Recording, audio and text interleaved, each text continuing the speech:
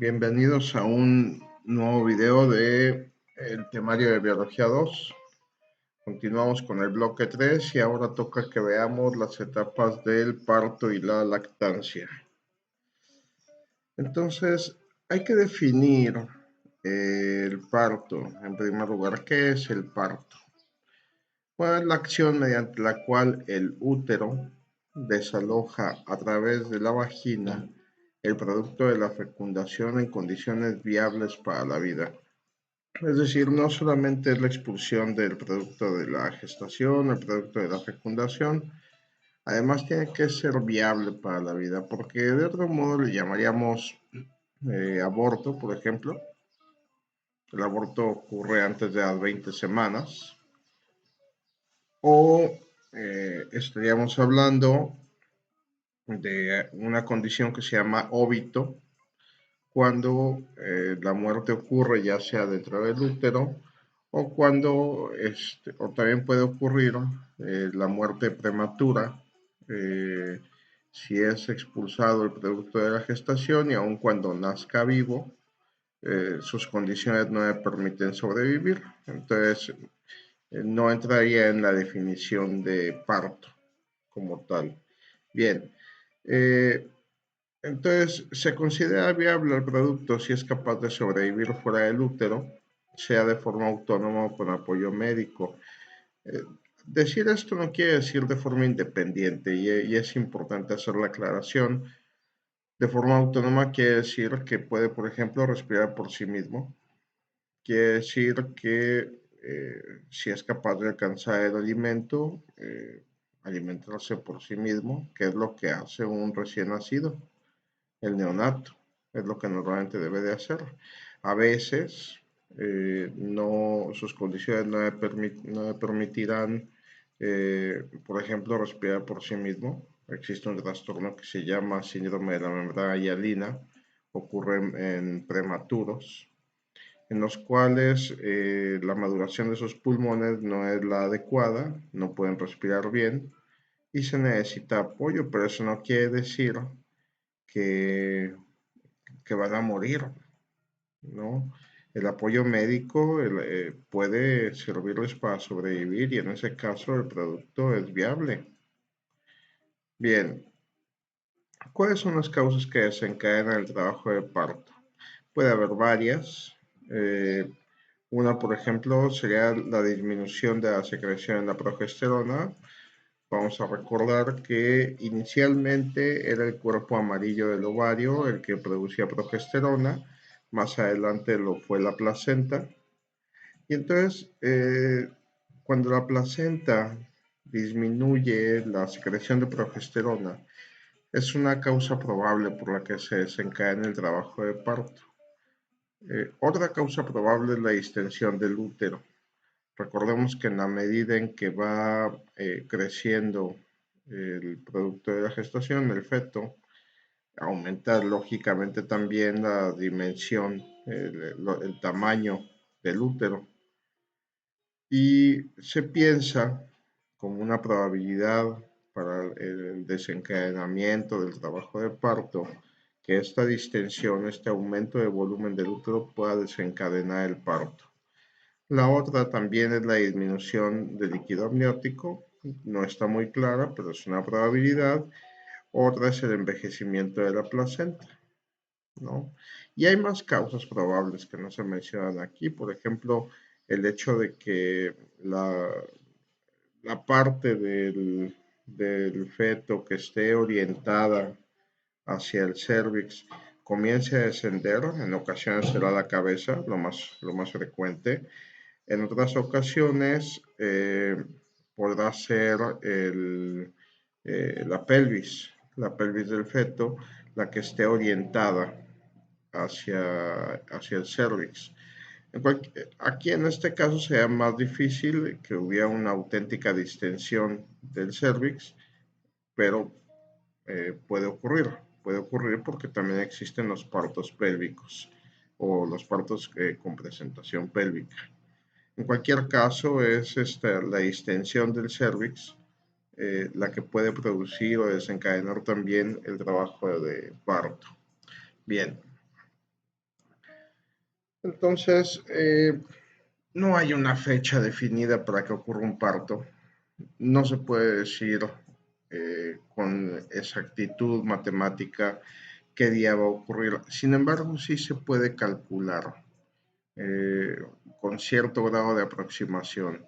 Entonces se ocupa la regla de Nagel que dice que para poder calcular la fecha probable de parto, que es esto, fecha probable de parto, acá abajo tenemos los símbolos, fecha de última menstruación, fecha probable de parto. Entonces, tenemos que tomar la fecha de última menstruación, sumarle 7 días, restarle 3 meses y posteriormente sumarle un año, y eso es lo que me da la fecha probable de parto. Para ponerlo con un ejemplo, miren, si una mujer embarazada tuvo su última menstruación el día 13 de enero, entonces tenemos que sumarle 7 días. Eso nos da el 20 de enero. 20 de enero de 2020. Y si restamos 3 meses, entonces sería 20 de diciembre, 20 de noviembre, 20 de octubre de 2019. Entonces tenemos que sumarle un año y entonces tenemos como fecha probable de parto el día 20 de octubre del año 2020. Es una regla sencilla, más o menos muy fácil de utilizar, incluso el cálculo se puede hacer mental sin ningún problema. Bien, ¿cuáles son los factores que intervienen en el parto? Eh, bueno, primeramente las fuerzas expulsivas que dependen de la madre, ¿no? Por ejemplo, la contracción del útero. Cada que el útero se contrae, bueno, pues esa es una fuerza que es materna, una fuerza de la madre. Lo mismo su pujo, ¿no? El hecho de que ella puje, a veces también la postura que ella toma. Eh, Esta es una cuestión importante porque el hecho de que una mujer se encuentre acostada, eh, nosotros le llamamos en decúbito dorsal, eh, y además con sus muslos recogidos, flexionados sobre el abdomen, bueno, facilita el descenso del feto. Además, bueno, la fuerza que tengan las contracciones del útero van a determinar si puede haber o no un buen parto. Además, también tenemos dentro de los factores que dependen de la madre, pero que no son fuerzas expulsivas, tenemos el canal del parto. El canal del parto se extiende en realidad en toda la vagina. Uh-huh. Y tiene mucho que ver los huesos y las articulaciones de la pelvis. Eh, la pelvis sabemos nosotros que es una cavidad que entre otras cosas está formada por hueso, el hueso ilíaco, el hueso isquion, el hueso pubis, y que su forma puede tener una variación eh, y que eso determinará la facilidad o no con la que pueda descender el feto. La pelvis ideal para que pueda descender es la que se llama pelvis ginecoide, que como característica general eh, tiene una forma muy aproximada a una circunferencia y entonces facilita el descenso del feto. Si la forma de la pelvis fuera un poquito diferente, no se podría dar entonces con facilidad el, el parto. Bueno, aparte, las articulaciones del pubis por acción hormonal, por acciones de las hormonas, se vuelven más flexibles, digamos, ¿no? Eh, Aumentan su elasticidad. Entonces, nosotros sabemos que hay una articulación en el pubis que es una sínfisis. Eso lo vimos cuando estábamos viendo sistema óseo y articulaciones. Entonces, es una sínfisis la que está en el pubis y esta pelvis se puede relajar un poco de tal manera que permita la separación de un hueso pubis del otro. Ujú. Y bueno, lógicamente que si tenemos una mayor elasticidad en las articulaciones, hay una mayor probabilidad de que pueda pasar mejor el producto de la gestación a través del canal del parto. Y bueno, hay más elementos de tránsito. Por ejemplo, es ideal que el feto eh, tenga una presentación cefálica. ¿Qué es la presentación? La presentación es la parte del feto que se orienta hacia el canal del parto. Esa es la presentación. Suena un poquito como trabalenguas, no lo es. Eh, Decir que la parte del feto que se orienta hacia el canal del parto, pues nos deja solamente dos posibilidades. Se puede estar orientando la cabeza y es cuando se dice que está, popularmente se dice que está de cabeza el bebé, o si lo que se orienta es la pelvis del bebé hacia el canal del parto, entonces se dice que su presentación es pélvica. Entonces la presentación ideal para que descienda el producto es la cefálica. Ya veremos ahorita más adelante unas imágenes en las cuales se ve que la forma incluso que tiene la cabeza del feto es la ideal para que pueda descender a través del canal del parto. Además, no solo es la presentación, sino también la postura, la posición que tiene la cabeza, ¿no? Si tiene la barbilla pegada al pecho, la tiene que tener, de ese modo se facilita el descenso, que su hueso occipital del feto esté orientado hacia el pubis materno, es decir, en la posición que decíamos hace rato de la madre, en que ella esté acostada en decúbito dorsal. Bueno, si estando ella en esa posición nace su bebé, entonces diríamos que nace mirando hacia abajo ese bebé. ¿Por qué? Bueno, pues porque su nuca, su hueso occipital, está orientado hacia la parte de delante de la madre, es decir, hacia su pubis. Ahorita lo vamos a ver en una imagen para que lo puedan entender un poquito más fácil. Además, el producto en la medida en que va descendiendo, tiene que hacer algunos movimientos para adaptar su cuerpo a la pelvis de la madre y de ese modo pueda descender. Si no se hacen esos movimientos, pues simplemente no desciende y no ocurre el parto, ¿no? Y es lo que nosotros llamamos un parto distóxico. Un parto distóxico es cuando hay dificultades para que ocurra el parto. Bien. Entonces, hay tres etapas de parto. La primera es la dilatación y borramiento, la segunda es la expulsión, la tercera es el alumbramiento. Entonces, la primera etapa del parto, que es la de dilatación y borramiento, ocurre cuando el cérvix o el cuello del útero se retrae. Es decir, recuerden que el cérvix se introduce en la vagina. Si recuerdan, es muy importante también en ese sentido que se regresen a la clase, al video en el que hablamos de la anatomía del aparato reproductor femenino y que recuerden que el cérvix se introduce en la vagina. Las imágenes lo muestran muy claramente. El cérvix está dentro de la vagina. Entonces, durante esta primera etapa del trabajo de parto, el cérvix hace una retracción como dirigiéndose hacia el interior del cuerpo, hacia la pelvis.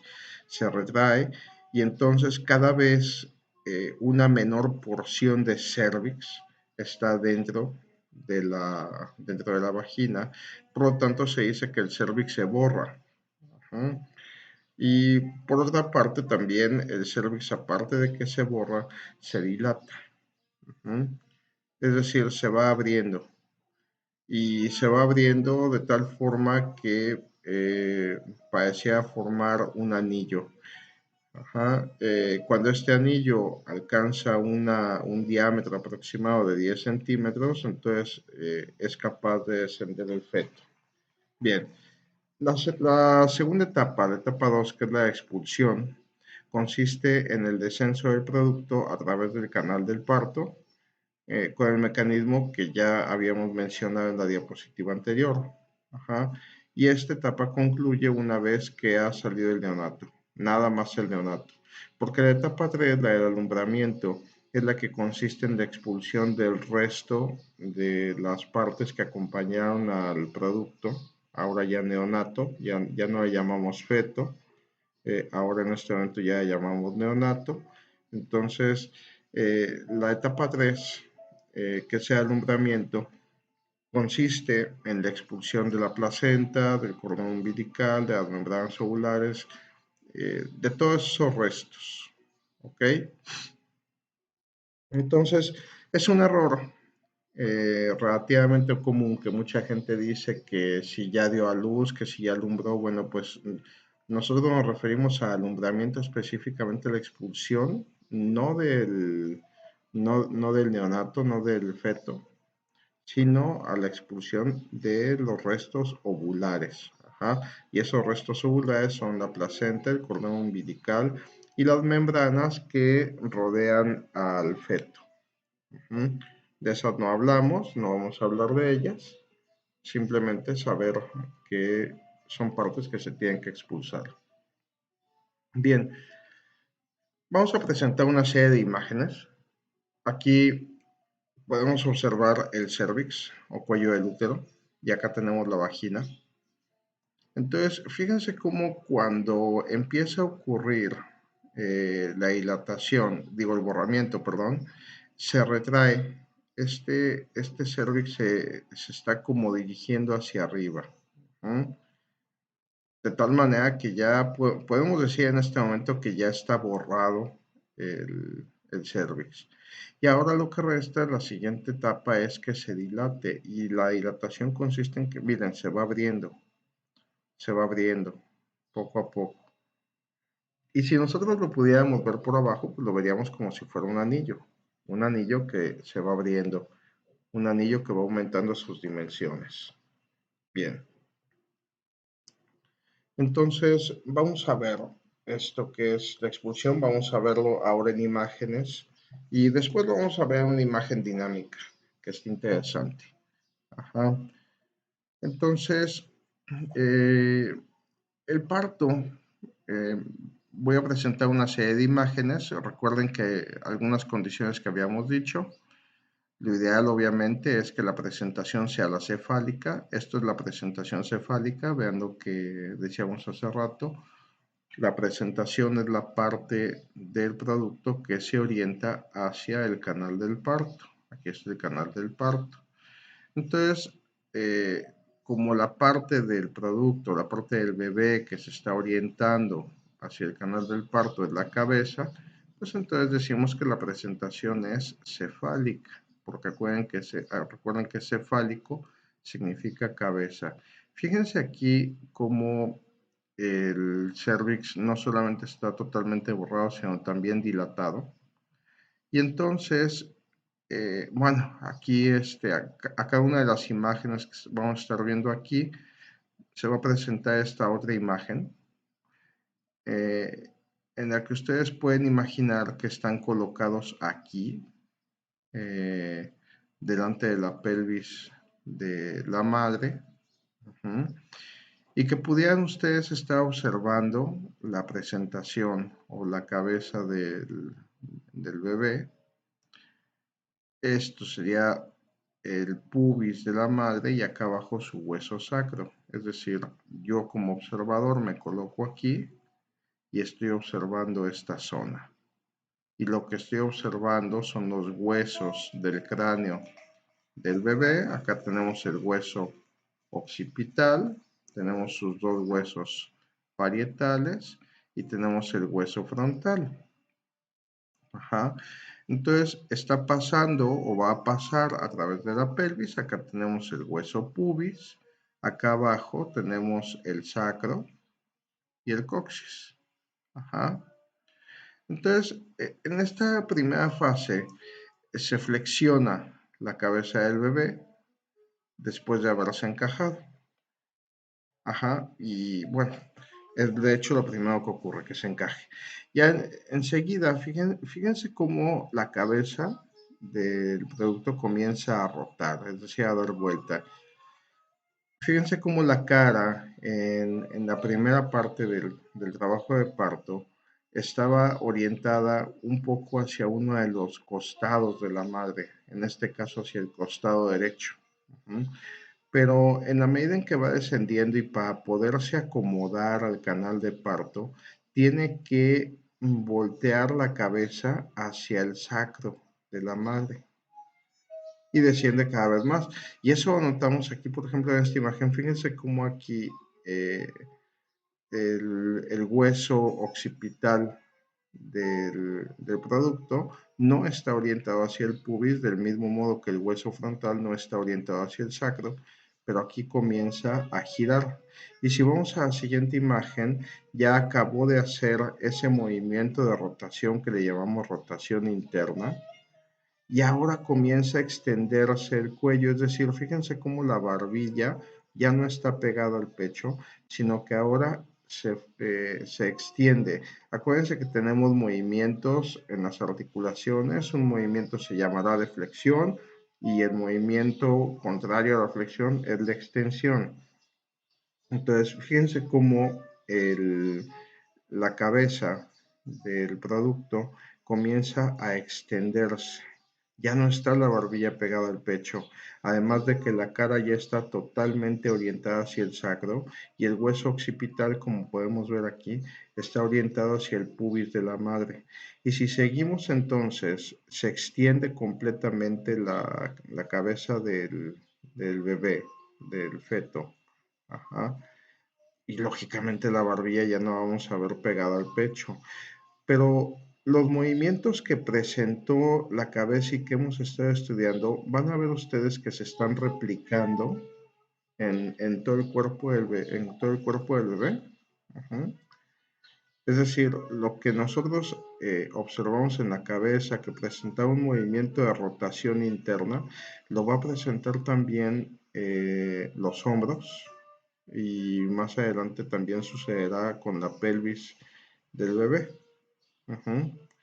Entonces, si vamos a la siguiente imagen, pues nos vamos a encontrar ahora con un movimiento de restitución. Ya la cabeza ya no está orientada la cara hacia, hacia el dorso de la madre y el occipital ya no está orientado hacia el pubis. Sin embargo, sí está ocurriendo ese movimiento con los hombros. Los hombros, fíjense cómo han cambiado su orientación. Ujú. Y ahora lo único que resta, ya que ha salido la cabeza, ahora lo único que resta es que salgan los hombros. Entonces lo primero que tiene que salir, el primer hombro que tiene que salir, y esto es muy importante en un parto, el primer hombro que tiene que salir es el hombro anterior. El hombro anterior es el que está orientado hacia el pubis de la madre. Ajá. ¿Por qué anterior? Bueno, pues porque esta es la parte anterior de la madre. Entonces, este es el hombro anterior. Y ya que salió el hombro anterior, entonces ya puede salir el hombro posterior. Y cuando esto ha ocurrido, cuando han salido los hombros, sale verdaderamente rápido en cuestión de 1 o 2 segundos el resto ahora ya le llamaremos neonato, ajá, el resto del bebé, es decir, ya sale todo prácticamente de inmediato. Ya no hay nada que lo retenga. ¿Por qué? Bueno, pues porque un feto tiene como la parte más voluminosa de su cuerpo la cabeza. Entonces la cabeza es lo primero que tiene que salir. ¿Mm? Y habiendo salido esta parte más voluminosa, entonces puede salir perfectamente los hombros y puede salir la pelvis y acompañando después el resto del cuerpo. Miren, para que no se imaginen solamente cómo se ve esto, vean esta imagen. Acá tenemos la cabeza del producto, se está dilatando el cervix y fíjense los movimientos que va a ir presentando la cabeza. Va a presentar el movimiento de rotación interna. Ajá, aquí tenemos los huesos, la columna vertebral, el sacro. Si se fijan cómo no solamente hizo la rotación interna, sino que se extendió. y vean cómo tienen que salir primero el hombro anterior y posteriormente sale el hombro posterior y entonces sale ya muy fácilmente el resto del bebé. Vean otra vez porque esta imagen es sumamente explicativa. Ocurre la dilatación y borramiento del cérvix, desciende la presentación y al ir descendiendo se va a presentar el movimiento de rotación interna, ajá, y luego se extiende el cuello, se extiende la cabeza, sale la cabeza y entonces aparece el movimiento de restitución en que la cabeza vuelve a orientarse hacia uno de los lados, sale el hombro anterior, posteriormente sale el hombro posterior y el resto del producto. Voy a dejar que pase una vez más la imagen para que ustedes la puedan ver los movimientos y yo guardo silencio.